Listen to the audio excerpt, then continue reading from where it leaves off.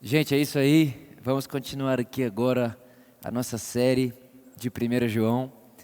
Hoje nós vamos ler 1 João capítulo 2. 1 João capítulo 2, do versículo 12 até o versículo 14, né? Você que não sabe, talvez, nós estamos numa série, nós estamos meditando, lendo, enfim, 1 João. Se eu não me engano, esse é o 5º domingo que nós falamos só sobre essa epístola de João. Então, nós estamos no verso 12 do capítulo 2, tá bom? Então, 1 João capítulo 2, versículo 12. Diz assim, nós vamos ler até o 14. Filhinhos, eu vos escrevo porque os vossos pecados foram todos perdoados, graças ao nome de Jesus. Pais, eu vos escrevo porquanto conheceis aquele que é desde o princípio. Jovens, eu vos escrevo pois vencestes o maligno. 14, último. Crianças, eu vos escrevi porque conheceis o vosso Pai. E vós, pais, eu vos escrevi porque conheceis aquele que é desde o princípio. Jovens, eu vos escrevi porquanto sois fortes, e a palavra de Deus permanece em vós, e já vencestes o maligno. Espírito Santo, muito obrigado. Obrigado, Espírito de Jesus. Jesus disse que iria e deixaria você, e você nos ensinaria sobre ele. Então, Espírito Santo, nessa hora, que haja uma iluminação dos olhos do nosso coração, para que nós possamos compreender as insondáveis riquezas da herança que temos nos santos, e estarmos certos do seu amor por nós, e daquilo que o seu amor fez em nós, e nos tornou em posição e realidade. Espírito Santo, obrigado, nós te agradecemos, porque depois de entendermos o que vamos expressar aqui agora, nunca mais seremos os mesmos, em nome de Jesus. Amém, amém e amém. Irmãos, esse texto é um texto impressionante, é um texto que nos detalhes ele vai se completando de uma forma muito legal. Então eu quero dividir o nosso pensamento aqui nesse dia em 3 pontos. Tá? Então você vai perceber que, né, esses 2 versos que nós lemos, ele de alguma forma ele vai ter 3 públicos, né, alvos ali das suas falas. O primeiro são os filhinhos, né? Então ele vai falar filhinhos, né? Nos 2 versos ele fala ali, ó, filhinhos, eu falo com vocês por causa disso, disso, disso. Depois ele vai falar jovens, eu falo com vocês por causa disso, disso e disso. E depois ele vai falar pais, eu falo com vocês por causa disso, disso e disso. Então eu quero conversar com você, eu quero meditar aqui com você, né, para a gente pensar um pouquinho em 3 pontos. Nós vamos dividir nesses 3 públicos, né? O primeiro são os filhinhos, ou talvez na sua versão aí, as crianças, criancinhas, né? Depende da versão. Depois o jovem, né? E depois os pais. Por isso eu queria ter como um tema hoje da nossa mensagem, crescendo em maturidade. Eu creio que aqui, dentro dos detalhes desse texto, o apóstolo João está ensinando para a gente também como crescer em maturidade, como que se expande a maturidade que temos, né? Como que nós podemos crescer naquilo que Deus nos tornou. Então vamos começar lá no primeiro ponto, filhinhos. Quando ele fala sobre filhinhos, você pode ver lá no versículo 12 que ele diz assim, olha, eu vos escrevo porque os vossos pecados são perdoados por causa do nome de Jesus. Aí depois, quando ele se refere aos filhinhos de novo, ele fala, e eu vos escrevo porque vocês conheceis o vosso Pai. Então, fazendo uma junção das 2 coisas que ele fala para esse mesmo público, o que ele está dizendo é, irmãos, vocês foram perdoados porque conheceram o Pai de vocês. Vocês conseguem perceber isso agora que conhecem o Pai de vocês. Vocês são perdoados dos seus pecados. E eu queria aqui, irmão, de uma forma muito rápida, mas eu sei que isso pode muito edificar a sua vida, mostrar para você o que significa essa palavra pecado.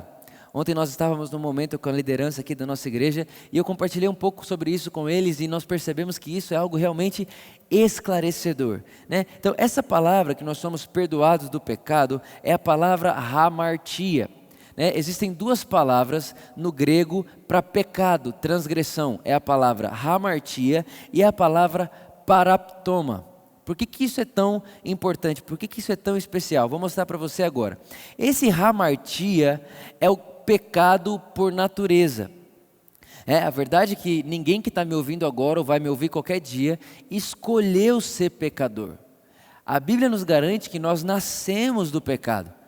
É o pecado hamartia, é o pecado por natureza. Romanos 5,12 diz assim: portanto, assim como por um só homem entrou o hamartia no mundo, e pelo pecado a morte, assim também a morte passou a todos os homens, porque todos pecaram. Então repara que esse hamartia, ele entrou por Adão. Então o que o texto de João está dizendo é, por meio de Jesus, nos é anunciado a liberdade do hamartia. Vem comigo, irmão, isso aqui vai esclarecer muita coisa para você. O versículo 29 de João capítulo 1, é aquele momento em que Jesus se aproxima de João Batista para ser batizado. E quando Jesus está se aproximando de João Batista, a Bíblia diz que João olha para ele, João Batista, não o discípulo amado, João Batista, o primo de Jesus. A Bíblia diz que João olha para ele e fala: esse é o Cordeiro de Deus que tira o hamartia do mundo. Ele tira o pecado por natureza do mundo. E irmãos, é engraçado que algumas pessoas vão ter dificuldade de crer nisso, mas não é o Vitor que está falando, é o texto que está dizendo. Esse é o Cordeiro de Deus que tira, excluindo a possibilidade de Jesus não ter terminado a sua obra, o Cordeiro de Deus tirou, o hamartia do mundo. E o que é esse hamartia? É o pecado por natureza. Esse era o pecado que nos separava de Deus, irmãos. Esse era o pecado que nos tornava inimigos de Deus. Era hamartia. É um pecado por natureza. É a queda de Adão que vem como herança a todos nós. Esse era o pecado que nos separava de Deus. Paulo vai dizer para Coríntios: ora, tudo provém de Deus que nos reconciliou consigo mesmo por meio de Cristo Jesus. E nos deu o ministério da reconciliação, a saber que Deus estava em Cristo reconciliando consigo o mundo, não imputando aos homens as suas transgressões, e nos confiou a palavra da reconciliação. Irmão, e presta bem atenção nisso aqui. O texto está dizendo que Deus estava em Cristo reconciliando. Para ser mais exato, ele diz: ora, tudo provém de Deus que nos reconciliou por meio de Cristo Jesus. A saber, Deus estava em Cristo reconciliando. Irmãos, repara que é um verbo que já ficou no passado. Deus reconciliou o mundo com Ele. Por que Ele reconciliou o mundo com Ele? Porque o que separava o homem de Deus era o hamartia, era essa natureza pecaminosa. Quando o Cordeiro de Deus vem para a terra, Ele tira o hamartia do mundo. Ele tira esse muro de inimizade. A verdade é que o que nos separava de Deus era o hamartia. O nome do muro entre o Vitor e Deus era o hamartia. E quando Jesus ele vem para a terra, Ele tira esse muro. Ele tira essa separação. Ele tira essa divisão. Por isso, irmãos, nós podemos afirmar com toda a convicção que ninguém é condenado por pecar. Hoje, nós não somos condenados por não pecarmos, mas por não crermos que Deus reconciliou o mundo. A verdade é que, até ontem, enquanto nós conversávamos, o Kagawa contou uma história que ele ouviu de um arqueólogo muito conhecido na nossa nação, que é bem interessante. Ele disse o seguinte: olha, tinha um homem, ele estava com uma dívida e essa dívida, ela dava para ele a pena de morte. Então ele era um homem que ele estava destinado a morrer pelos seus erros. E aí o governador lá da época, ele consegue de alguma forma arrumar perdão para esse cara. Só que o que ele pensa? Ele pensa o seguinte: ao invés de eu chegar para esse cara como governador, para não causar esse interesse, esse jogo político, eu vou me apresentar para ele como se eu fosse um pastor. Então ele coloca lá uma roupa de pastor, pega uma Bíblia e pega o documento que garante o perdão dele. Ele precisava assinar aquele documento para ser perdoado. Ele pega aquele documento, coloca no meio da Bíblia dele e vai até o cara. E ele vai até o cara com o coração alegre, como quem diz, meu Deus do céu, esse cara vai ser livre da morte, né? Ele não vai morrer mais pelo seu erro. Ele não vai morrer por aquilo que ele cometeu, porque tem um perdão de pecado para ele, tem um documento que garante vida para ele. Então, esse governador chega lá, onde está esse rapaz, e quando ele chega e o cara vê ele lá vestido de pastor, com a Bíblia na mão, o cara já começa a falar para ele, eu não quero saber de pastor, vai embora daqui, e vai embora daqui. Enfim, o cara que estava destinado a morrer, não dá atenção a esse governador que estava vestido de pastor, com uma Bíblia na mão, e no meio da Bíblia dele estava o documento que ele só precisava assinar para ser perdoado daquilo que ele tinha feito. E aquele governador, ele se retira, vai embora, e aquele homem então vai ser julgado, enfim, ser julgado não, né? Vai o dia lá que ele tem que morrer.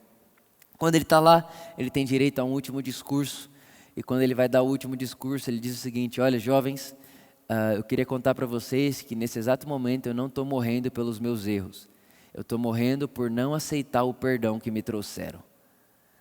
Então a verdade, irmãos, é que isso cabe a toda a humanidade. É por isso que João diz no capítulo 2, olha, Jesus ele é a propiciação não só pelos nossos pecados, mas pelo pecado do mundo todo. Por que ele é a propiciação pelo pecado do mundo todo? Porque ele tirou esse hamartia de modo que Deus nos reconciliou com ele. Ele nos reconciliou. Então, o que nós temos que fazer com as pessoas? O que nós temos que falar para as pessoas? Não é falar para as pessoas que elas precisam pedir perdão dos pecados para que Deus reconcilie elas. Não, irmãos. A ordem é diferente. Deus me reconciliou com Ele em Cristo, já é um fato consumado. E porque Ele me reconciliou com Ele em Cristo, eu posso me arrepender. Eu não me arrependo para ser reconciliado. Eu fui reconciliado para que eu possa me arrepender. Irmãos, o perdão vem antes da consciência do pecado. A Bíblia diz que o Cordeiro está morto desde antes da fundação do mundo. Antes do homem cair, já tinha pagamento para o pecado do homem caído. O que eu estou querendo dizer para você é, o que nos separava de Deus, é isso que João está dizendo, filhinhos, você que iniciou sua caminhada com Deus, né? É um crescimento aqui, filhinhos, jovens e pais, um crescimento, uma progressão. Você que inicia sua caminhada com Deus, você tem que saber que os seus pecados foram todos perdoados, você foi reconciliado, não existe um muro entre você e Deus, e agora você pode conhecer o Pai, né? Filhinhos, seus pecados são perdoados, filhinhos, vocês podem conhecer o Pai de vocês. Por quê? Porque Jesus é esse caminho, Jesus é essa realidade que tira o Vitor de inimigo de Deus e leva o Vitor para o reino do Filho do seu amor. O Vitor estava em trevas, era inimigo de Deus por causa do hamartia. Jesus vem para a terra, tira o hamartia do mundo, ele tirou o pecado do mundo, hamartia, e me colocou agora no reino do Filho do seu amor. Eu era inimigo e agora sou filho de Deus, por causa de Cristo Jesus. Agora você olha para mim e fala, Vitor, mas você está dizendo que não existe pecado, que o pecado não existe mais, você está dizendo que de alguma forma o pecado sumiu. Irmãos, o hamartia Jesus tirou do mundo. Agora tem uma outra palavra no grego que é paraptoma, e nós traduzimos ela da mesma forma no português. Então, tanto o hamartia quanto o paraptoma, quando escrito em português, aparece pecado. E a gente acha que tudo é a mesma coisa, mas não é. O hamartia Jesus tirou. O hamartia era o que me impedia e te impedia de nos aproximarmos dele em qualquer lugar que estivéssemos. Por isso que nesse exato momento, não importa se você está no Brasil, fora do Brasil, em qualquer lugar do planeta Terra, se você me ouve agora, fala, eu creio em Jesus, pronto. Você não vai ser reconciliado, você só pode crer porque Deus te reconciliou. Porque Ele tirou esse hamartia.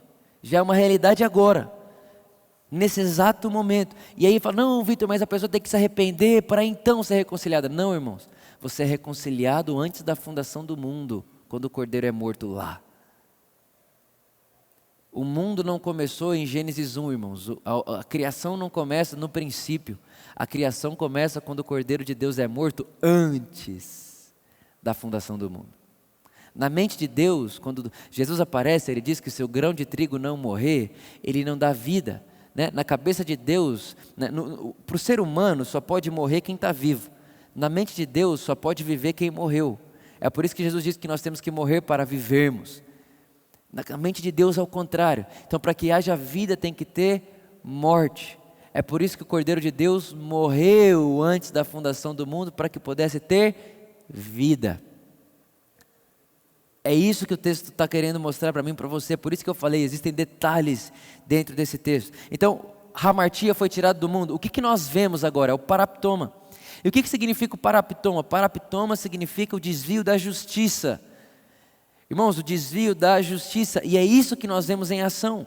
Paraptoma é o nome que damos às ações, pensamentos que temos, que não são verdade sobre nós. Então, quando você vê um crente pecando, é um paraptoma. É um desvio da justiça. Ele esqueceu quem ele é. Ele tá agindo conforme uma mentira. Então, isso a gente vê muito, infelizmente, nós não podemos continuar aceitando isso como verdade. Um cara vem para Jesus, ele ouve o evangelho e fala, eu creio em Jesus. Mas esse cara, até semana passada, ele só fazia bobagem, irmãos. Só fazia bobagem até semana passada. Aí ele chega aqui hoje, ele dá vida para Jesus. Quando ele dá vida para Jesus aqui hoje, amanhã, quando ele chega lá no trabalho dele, a gente acha que ele já vai ser um Deus encarnado, né, no sentido moral da palavra. Nós achamos que ele já vai, ele mudou completamente porque disse, Jesus, eu dou minha vida a você. Irmãos, isso é um erro absurdo. É um erro absurdo, por quê? Porque esse cara, ele acabou de nascer de novo, ele nasceu do Espírito, mas agora ele precisa ser ensinado na verdade, para que ele possa andar na verdade. E isso é um processo do Espírito. Por isso que tem os filhinhos, por isso que tem os jovens e por isso que tem os pais. Porque todos nós estamos em progresso, todos nós estamos crescendo. Então é um erro a gente dizer, não, aquele cara ali, ele não deu a vida a Jesus não, olha a vida dele como está. Olha como ele anda, olha como ele faz. Irmãos, nós não podemos definir alguém por aquilo que nós estamos vendo. Se ele crê em Jesus, se ele confessa Jesus, ele é filho de Deus, ele é filhinhos. Seus pecados são perdoados e você conhece o Pai, ele te perdoou. Agora, Vitor, mas por que ele vive em pecado? Por que ele vive fazendo isso? Porque, irmãos, ele está se desviando da verdade. Então, ao invés de falar para ele que ele é pecador, ele não é mais, ele foi perdoado. Ao invés de falar para ele que ele é o que ele não é, por que não contar para ele que existe uma verdade que ele pode andar nela? Por que não contar para ele que existe uma verdade que ele pode seguir nela? Por que não contar para ele que ele foi feito justo e que existe a vida do justo e que a vida do justo ela é superior a essa vida que ele está escolhendo viver agora? Por que a gente não mostra o caminho superior a ele? Porque infelizmente foi colocado na nossa cabeça que crente de verdade anda no caminho. Não, irmãos, crente de verdade é quem crê em Jesus. E agora nós ensinamos, o Espírito Santo ensina a verdade e essa pessoa vai andar na verdade do Espírito Santo. Mas o que define se alguém é ou não filho de Deus, irmãos, não é a moral dela, é a fé dela. Isso tem que ficar claro. Não podemos acrescentar moralidade na fé de crermos que Deus estava em Cristo reconciliando o mundo. Não cabe a nós fazermos isso. O Vitor não pode definir quem é e quem não é. Não existe um convite de Deus para o Vitor julgar as pessoas. Deus nunca me convidou a julgar ninguém. Vitor, eu quero que você participe comigo. Escolha quem é joio e quem é trigo. Quem é lobo e quem é ovelha. Não, irmãos, isso não cabe a nós. O que cabe a nós é Jesus olhando para mim e para você dizendo, um novo mandamento te dou. Ame como eu amei você. Faça no próximo como eu fiz com você. Então existe o paraptoma, existe. E o paraptoma é o quê? São as operações da alma. A alma tem memória, o cérebro tem memória. É por isso esperar que o rapaz que deu a vida a Jesus hoje não se veja em um paraptoma em algum momento é um erro. Ele precisa crescer na verdade para não se desviar dela. Ele precisa crescer na justiça para não se desviar dela. E crescer na justiça que eu falo é na convicção da justiça. A justiça não dá para ser mais ou menos, né? Não dá para alguém ser mais justo ou menos justo. Você ganhou. Por isso que a Bíblia diz, né? A imensa provisão da graça, repara, tem tamanho, e a dádiva da justiça não tem tamanho. A justiça é presente, ponto final.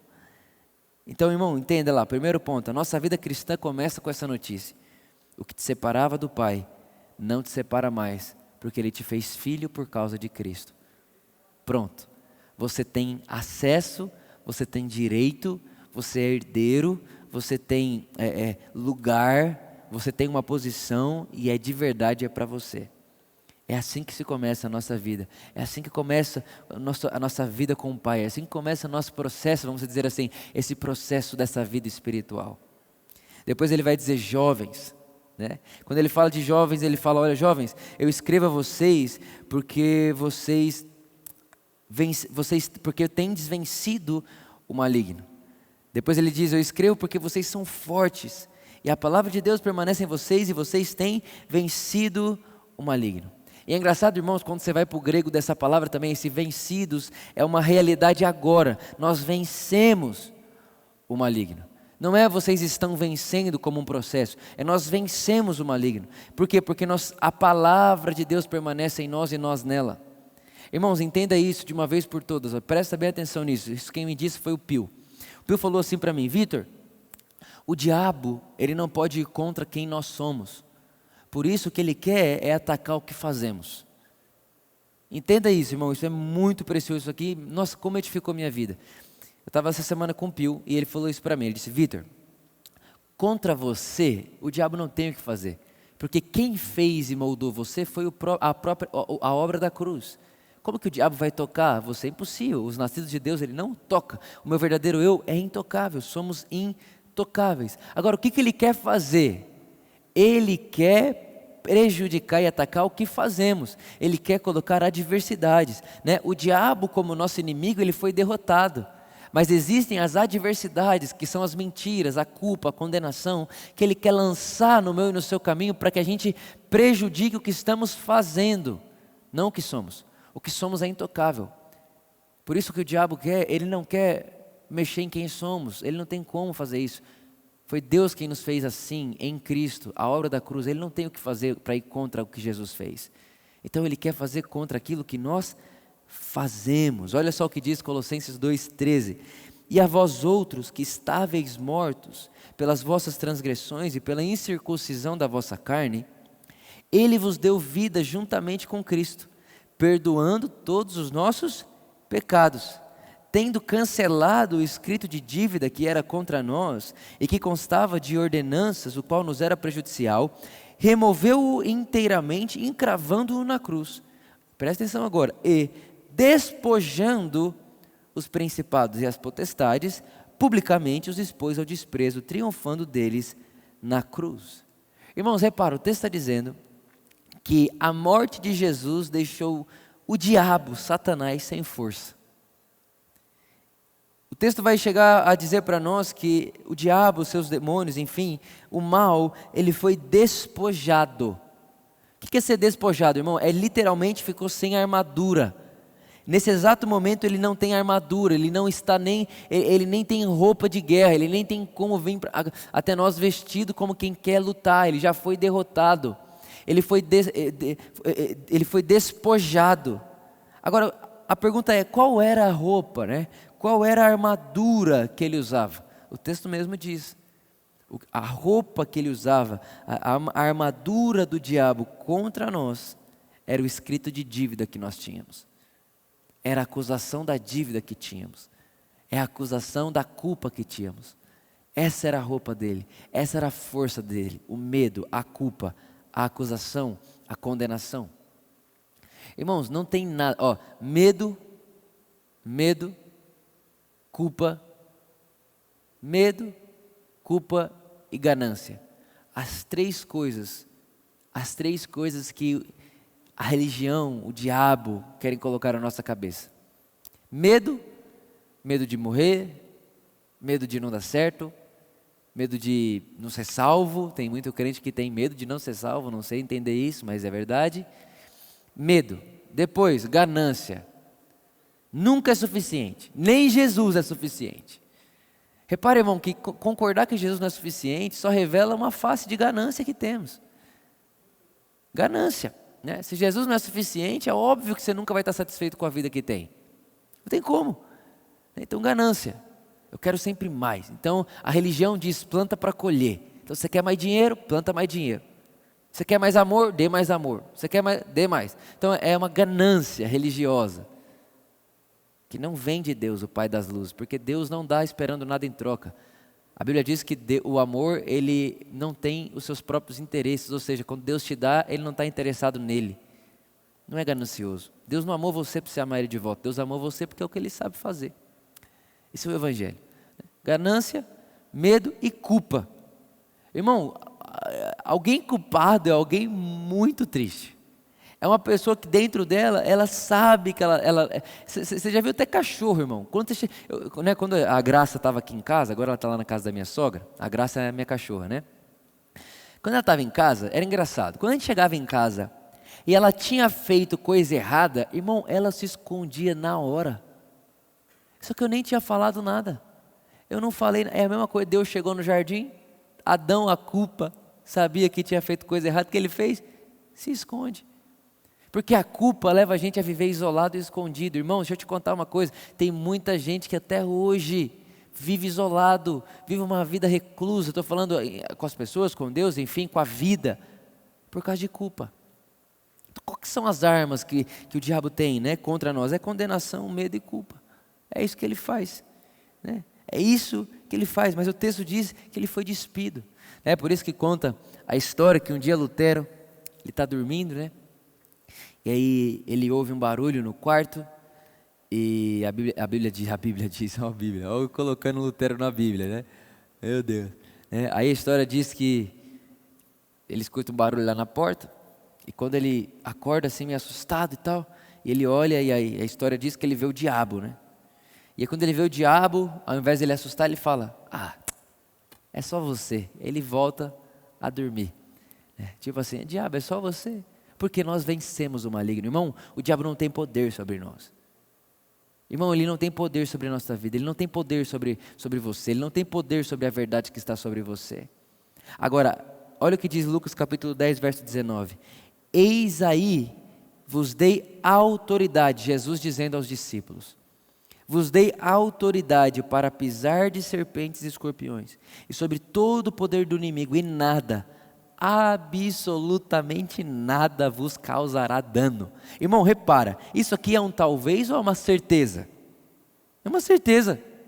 Jesus está dizendo, eu vos dei autoridade e nada vos causará dano. Agora, o que significa autoridade? Autoridade significa poder de escolha. Irmãos, a verdade é que muitos de nós estamos escolhendo viver como se estivéssemos desarmados. Nós estamos escolhendo viver como se estivéssemos despidos. Nós estamos escolhendo viver a vida de Adão pós-queda nu. Se escondendo no medo, se escondendo na culpa, se escondendo. Agora o texto está dizendo que Deus nos deu a autoridade, o poder de escolha. E nós cremos e escolhemos crer que estamos revestidos de Cristo. Nós cremos e escolhemos crer que o que Deus diz sobre nós é verdade. É por isso que o apóstolo Paulo diz, Vitor, não olhe, não fixe seu olhar naquilo que se vê, mas naquilo que não se vê. Porque o que se vê é passageiro, o que não se vê é eterno, dura para sempre. Irmãos, a Bíblia diz que tudo vai passar, a palavra de Deus permanece para sempre, ou seja, aquilo que Deus falou em Cristo sobre nós, permanece para sempre, e nós escolhemos, pela autoridade que nos foi dada, crer nisso, e nós escolhemos também usar a autoridade que nos foi dada, para crermos que nada nos fará dano, que vencemos o maligno, ele não tem poder sobre nós, o diabo como inimigo foi derrotado. Quem disse isso, Vitor? A palavra de Deus, Cristo disse isso para nós. Hoje ele envia adversidades. Ele não se levanta contra quem somos, irmãos. Não tem como ele fazer isso. O diabo não se levanta contra quem somos. O que ele quer é ir contra o que nós fazemos. Essa semana foi muito interessante. Eu fiquei 5 dias com o pastor Pio lá da aba de Curitiba. Meu Deus, que preciosidade. 5 dias ouvindo esse homem durante umas 15 horas por dia. Eu sabia a hora que ele acordava e ia sentar na mesa dele, tomar café, até 3 horas da manhã, na hora de dormir.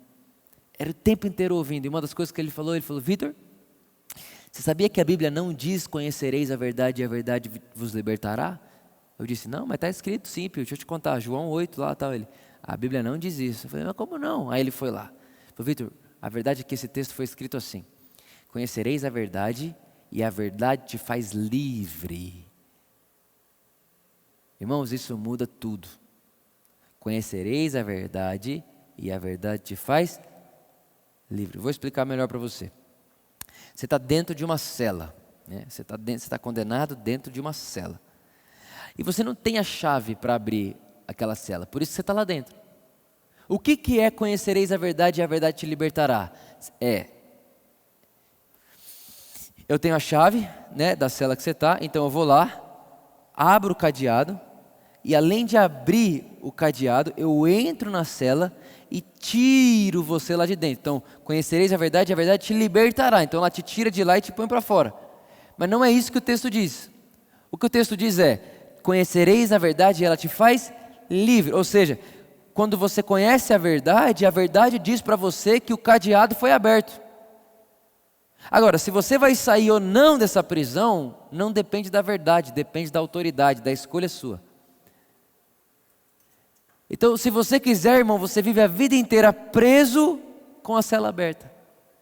Gálatas 5:1 diz: para a liberdade Cristo vos libertou. Repara, Cristo vos libertou. Para quê? Para a liberdade. O trabalho dele é te libertar. O seu trabalho é crer que é livre. O trabalho de Deus é abrir a cela. O nosso é usar a autoridade de escolhermos aquilo que Ele fez e dizer: eu não vivo preso a nada, eu não vivo escravo de nada, eu não sou escravo de pecado, eu não sou escravo de religião, eu não sou escravo dos homens, eu vivo a vida para Deus, eu vivo a vida para o amor de Deus, eu vivo a vida para o outro, eu vivo a vida para amar a Deus no próximo, eu vivo uma vida livre, eu vivo a vida para o amor não busca os próprios interesses, eu vivo uma vida sem esperar nada em troca, eu sou livre. Eu sou livre. Agora, qual que é o trabalho do diabo? É te convencer que se você ainda está na cela é porque Deus não te tirou daí. Aí ele quer te fazer crer que se você está onde você está, é porque Deus quer assim. E aí você vive uma vida miserável, medíocre, nada a ver com nada, sem amor por você, você não se ama, não ama o próximo, não ama a vida, é uma vida de tédio. E aí você está assim: não, mas eu estou no centro da vontade de Deus, porque eu dei minha vida a Jesus, eu conheço a verdade e tal. E é uma vida de escravo. O que o diabo quer? Que você acredite que essa é a vida mesmo que Deus te fez para ter. Agora repara na beleza de Deus, de não te arrancar de dentro da cela com a mão dele, mas dizer: olha, eu te fiz livre, mas eu continuo sendo o mesmo. Eu sou um Deus que ama, e quem ama não controla, mas dá direito de escolher, autoridade. Literalmente Deus está dizendo para mim e para você: olha, eu fiz tudo que eu tinha que fazer. Tudo que eu tinha para fazer eu fiz, tudo que eu tinha para te dar eu te dei, tudo que eu poderia fazer por você eu já fiz em Cristo. Agora, Vitor, eu te dou a autoridade, o poder de escolher, viver a vida que você quiser. Se você quiser olhar para a montanha e usar a sombra dela para se proteger do sol, tudo bem. Mas se você quiser olhar para a montanha e fazer o que eu falei que você pode fazer, dizer para ela lançar no mar, tudo bem também. Vitor, eu estou com você e você não vai me decepcionar, porque eu não te amo para você fazer para mim. Se você quiser deixar a montanha na sua frente, sentar e usar a sombra dela para sempre, estarei com você para sempre. Eu vou viver a vida com você, Vitor. Mas eu vou te contar, tem uma vontade perfeita, e na vontade perfeita você fala para essa montanha: sai daí que eu vou passar, porque eu tenho um lugar para chegar. O diabo não vai mexer no que eu faço. Eu sei que ele não pode tocar quem eu sou, mas ele também não vai paralisar o que eu estou fazendo. A verdade te faz livre. É isso que ele está dizendo: vocês venceram o maligno, porque a palavra de Deus, a verdade, permanece em vocês. Você não é escravo, você é livre. E por último ele fala com os pais. Ele diz: pais, eu vos escrevo porque conheceis aquele que existe desde o princípio. Eu vos escrevo porque você conhece aquele que é. Irmãos, é um processo, repara, né? Quando no começo você sabe que ele é seu pai e que você é perdoado. Aí depois vai mais para frente, você sabe que ele te fez livre, a palavra dele permanece em você e nada pode parar você, o diabo não tem poder sobre você, nada disso tem poder para te parar, nada disso tem poder para te escravizar. E você continua. O apóstolo João vai dizer: pais, vocês sabem que ele é o princípio, né? Vocês sabem que ele é o verbo. Eu creio que é um lugar de conhecimento que a gente sabe, onde é literalmente isso. Eu considero, irmãos, esse o lugar mais alto na vida. Saber que sempre foi e sempre vai ser por e para Jesus. Pai, eu vos escrevo porque vocês conhecem o princípio. Princípio? Que princípio, João? Como assim? Pai, eu vos escrevo porque conhece o princípio. João está dizendo: pai, eu vos escrevo que vocês conhecem o porquê do princípio. Vocês conhecem o motivo do início. Vocês já entenderam quem é Jesus, o que Ele é, a verdade dEle, o porquê que Ele é, o porquê que Ele faz, o porquê que Ele veio. Vocês conhecem Jesus. Irmãos, o meu desejo, não só para a Igreja por Amor, mas toda a igreja espalhada pela terra, é que Jesus não seja mais uma das nossas mensagens e que Jesus não seja mais um dos nossos temas, mas que Jesus seja o nosso único tema, a nossa única mensagem. Pais, eu vos escrevo porque vocês conhecem o princípio. Jesus, o Verbo de Deus que se fez carne, o alfa, o ômega, o começo e o final. Eu vos escrevo porque vocês sabem que o princípio é o Cristo, o princípio é Jesus. Irmão, grava isso. A humanidade não começa em Gênesis 1:1. A humanidade começa quando o Cordeiro de Deus é morto antes da fundação do mundo. É por isso que o mesmo sangue que salva salva o Vitor, é o mesmo sangue que salva Davi, Elias, que vieram antes de Jesus. É o mesmo sangue, por quê? Porque ele foi derramado antes. Na eternidade não existe tempo, na eternidade é. Isso é coisa linda, isso é coisa assim, irmãos, de verdade, para a gente ficar conversando isso aqui, assim, ó, durante meses só falando sobre isso. Vou falar disso durante muito tempo. Mas para agora, você precisa ter consciência de que não existe uma coisa superior ao conhecimento de Cristo Jesus. Jesus é a teologia perfeita, Jesus é o conhecimento perfeito de Deus. Jesus é a expressão exata de Deus, Jesus é o motivo de Deus. O mistério que estava oculto e a nós foi revelado é Cristo Jesus. A verdade, irmãos, é que o Pai já fez seu trabalho de revelar Cristo.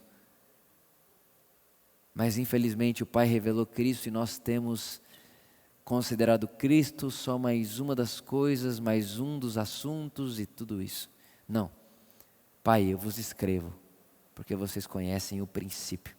Tudo é sobre Ele. Tudo é para Ele. Ele é o motivo de todas as coisas. Ele é o porquê de todas as coisas. Jesus. Jesus. Jesus. É por isso que todo estudo sobre Deus que não termina em Jesus, irmãos, é religião, é legalismo, é outra coisa. O Deus do Evangelho é Cristo Jesus. Uma época como essa, né, de dificuldade no mundo inteiro, uma crise mundial. Agora no Brasil é notícia para um lado, notícia política para um lado, aí notícia econômica para o outro, aí notícia de saúde para o outro, vira toda essa confusão. E tem muita gente, irmãos, até hoje, nesse exato momento, que está acreditando que de alguma forma é Deus que está fazendo isso tudo com a gente. Está acreditando que de alguma forma é o Pai que está enviando isso para a terra. Irmãos, como que o Pai envia Jesus para dar vida e depois uma doença para tirar a vida? É meio sem lógica até, é meio sem, parece até meio descerebral essa realidade. Não pensa, é simples de entender, mas há muita letra nos cegaram. Há muita letra impediu os nossos olhos de ver.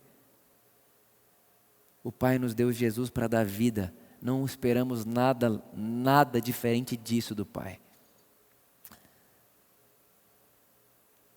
Você vê muitas falas de pessoas atribuindo a Deus coisas que você fala assim, não, peraí, esse Deus que essa pessoa está falando que está fazendo isso, não é o meu Deus. Eu acho que a gente está crendo não é o Deus de Jesus, não é o Deus revelado em Jesus, não é o Deus expresso em Jesus, esse não é o Deus do Evangelho, não é o que eu chamo de Pai, é um Deus inventado, é um Deus de bronze, é um Deus manipulado. E o mais doido é, se Deus deu, alguém fala assim, não, mas é Deus que me enviou uma doença. Então tá bom, então se foi Deus que te enviou a doença, você tem que ser fiel a Deus e não ir no médico. Porque se Deus envia a doença, não vai ao médico, porque ir ao médico é ir contra a vontade de Deus. Não faz sentido, irmãos. Por isso que João está dizendo, Pai, vocês conhecem o princípio, o motivo, o Cristo, Deus encarnado, a realidade de Cristo Jesus, irmãos. Não existe um lugar mais alto. Obviamente que esse lugar, ele é incontável, a consciência que podemos ganhar, né? E vamos viver a eternidade conhecendo essa realidade, o Cristo. Mas nós não podemos, de forma nenhuma, acatarmos como sendo Deus qualquer coisa que não vemos em Jesus. É, sem dúvida nenhuma, o lugar de maturidade e de vida com Deus que Jesus veio nos trazer. Quem me vê o Pai. Felipe chega em Jesus e diz assim, Jesus, eu vou ter então com você aqui o último pedido antes de você ir embora. Mostra-nos o Pai. Jesus olha para Felipe e fala, Felipe, eu estou com você há tanto tempo e você vem pedir para mim te mostrar o Pai? Quem me vê o Pai, Felipe. Quem me vê o Pai. Ontem mesmo me enviaram um vídeo. Eu fui assistir o vídeo e o vídeo era Jesus conversando com os fariseus da época. E Jesus olha para os fariseus da época e fala assim, gente, vocês que estão aqui, na época os fariseus, está lá em João 6, vocês precisam nascer de novo, vocês precisam se arrepender e nascerem de novo. Aí um dos fariseus olha e fala assim, Jesus, mas nós somos filhos de Abraão, como que você fala que nós temos que nascer de novo? O que é isso, você está maluco? Não tem sangue gentil na nossa veia, nós somos filhos de Abraão, o pai da fé. Jesus olha para ele e fala assim, vocês são filhos do pai de vocês, porque se fossem filhos de Abraão, vocês creriam em mim. E Jesus diz assim, vocês estudam criteriosamente as Escrituras, mas não percebem que toda a Escritura fala sobre mim. E quando eu apareço até vocês, vocês me rejeitam, em nome da Escritura que tanto leem. O que eu estou querendo dizer para você, irmãos, é que quando nós entendemos que Jesus é, Ele é. Jesus não tem, Ele é.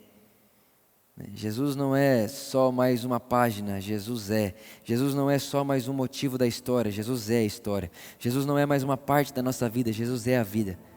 Eu lembro quando eu era adolescente, eu fazia a lista de prioridades da minha vida e Jesus era a primeira. E é muito bonito isso, é uma boa motivação. Mas irmão, Jesus é mais do que a primeira prioridade da minha lista. Jesus é o motivo da lista funcionar. Jesus é o motivo da lista existir. Jesus é. Então minha oração por você que está na sua casa, que você veja e reconheça cada dia mais que Jesus é. Pai, eu vos escrevo porque vocês conhecem aquele que é o princípio, aquele que é o motivo, aquele que é. Pai, muito obrigado. Obrigado pelo seu amor, obrigado pela sua graça, obrigado pela dádiva da justiça e pela imensa provisão da graça. Obrigado, Pai, porque os nossos pecados são perdoados, nós vencemos o maligno e nós podemos conhecer Jesus. Nós te celebramos. Muito obrigado, Pai. Pai, onde quer que esse vídeo, esse momento chegue, eu oro agora, Pai, para que os olhos do coração dessas pessoas sejam iluminados, a fim de que reconheçam a herança que tem no Senhor. E percebam e discernam a supremacia de Cristo, a suficiência de Cristo e a realidade de Cristo. Nós te celebramos, Pai. Obrigado por tudo que foi feito em Cristo Jesus. E nós declaramos com a autoridade que nos foi dada, que nós somos livres, que nós somos perdoados, nós somos reposicionados, nós somos justos. O diabo não tem poder sobre nós e nem sobre aquilo que fazemos. Por isso, Pai, nós declaramos agora uma palavra de vida sobre cada uma das pessoas que estão ouvindo agora esse vídeo. Seja o vídeo agora ao vivo, seja o vídeo gravado, nós declaramos agora em nome de Jesus palavras de vida e realidade de saúde a todos eles em nome de Jesus.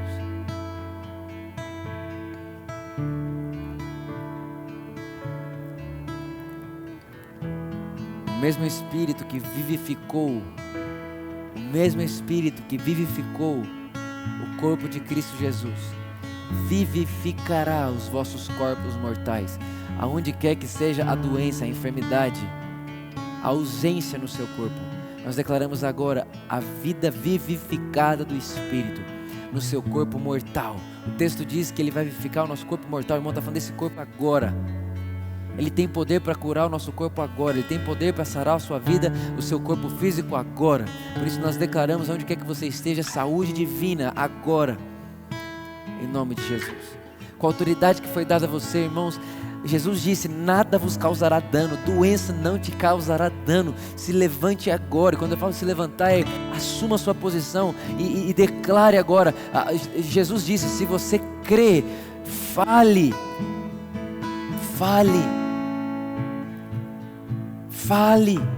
A sua fé manifesta quando falamos.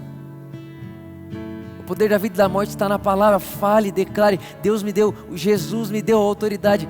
Nada vai me causar dano. Doença acabou para você no meu corpo. Você não me causa dano. Por quê? Porque o que me separava de Deus não me separa mais. Eu fui justificado. E como eu fui justificado em Cristo, eu morri em Cristo, eu morri com Cristo. E o texto ele me garante, é uma garantia. O texto bíblico diz que o mesmo Espírito que ressuscitou Jesus dentre os mortos e vivificou o corpo de Jesus dentre os mortos, vivificará o meu corpo mortal. Eu tenho uma palavra de Deus de que o meu corpo mortal, esse corpo que um dia vai morrer, não sofrerá dano.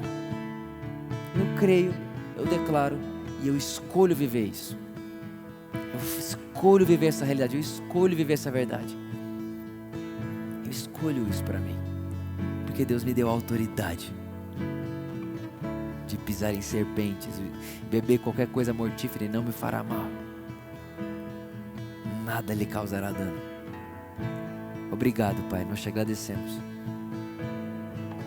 Muito obrigado. Muito obrigado.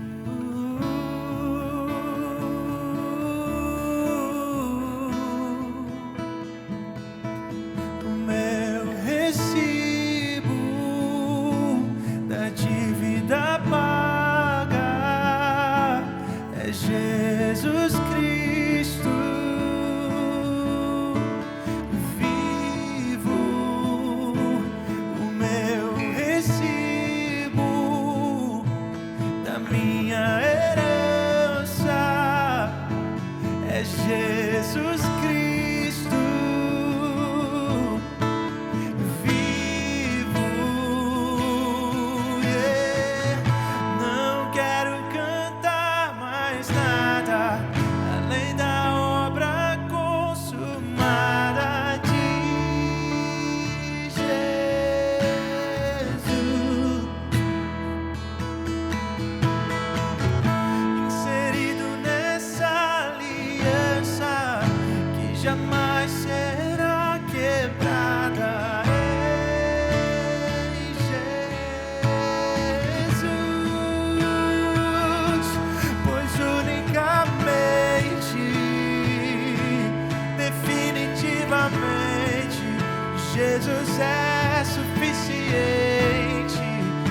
Jesus é suficiente,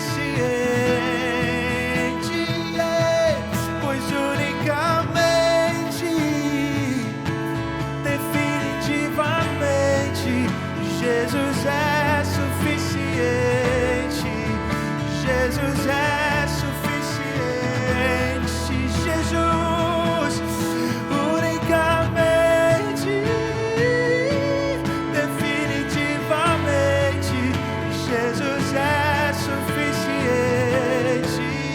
Ele é para sempre, para sempre, para sempre, para sempre. Unicamente, definitivamente, Jesus é suficiente. Jesus é suficiente. A Bíblia diz que todo aquele que crê no seu coração e confessa que Jesus é o Senhor será salvo. Por isso, se você estiver na sua casa, em qualquer lugar, ouvindo essa mensagem, ouvindo o que eu estou para falar para você agora, o que eu estou falando com você agora, e você fala para mim: Vitor, eu quero dar minha vida a Jesus, eu quero que Jesus seja o meu Senhor, a minha vida, eu quero o perdão dos meus pecados. Vitor, eu creio que Deus reconciliou o mundo em Cristo, eu creio nisso, eu quero isso. Agora, onde você está, só basta você dizer: Jesus, eu aceito a sua obra por mim, eu aceito o perdão dos pecados, eu aceito aquilo que você fez por mim. Se você disse isso na sua casa, onde quer que você esteja agora, na verdade, se você disse isso no seu coração, você é filho de Deus. A todo aquele que crê em Jesus, deu-lhe o direito de se tornar filho de Deus. Coisa mais simples do mundo. Crê em Jesus, se torna filho de Deus. Se você me ouve e crê, então você acaba de se tornar filho, filha de Deus. E o seu Pai é bom, o nosso Pai é bom. Eu te garanto que Ele é bom, Ele cuida da gente, Ele guarda a gente, Ele abraça a gente. Ele é a nossa vida, Ele é o nosso motivo. Muito obrigado, Jesus, por cada um dos irmãos que estão com a gente aqui. Obrigado por todas as pessoas que vão ouvir tudo que nós estamos falando aqui. Obrigado, Jesus, porque você é e sempre será o mesmo. Tudo pode passar, você não passa. A palavra de Deus jamais passará. Nós te agradecemos em nome de Jesus. Amém. E que o amor de Deus, a graça de Jesus, a amizade do Espírito Santo esteja com todos vocês. Uma ótima semana cheia de vida, de paz. Nós nos vemos aqui na quarta-feira de novo, tá bom? Às 8 horas da noite. E hoje também, às 6 horas da noite, nós estaremos continuando aí com essa mesma mensagem, com essa mesma verdade, tá bom? Um grande beijo no coração de vocês. Amamos você do fundo do coração e é nóis.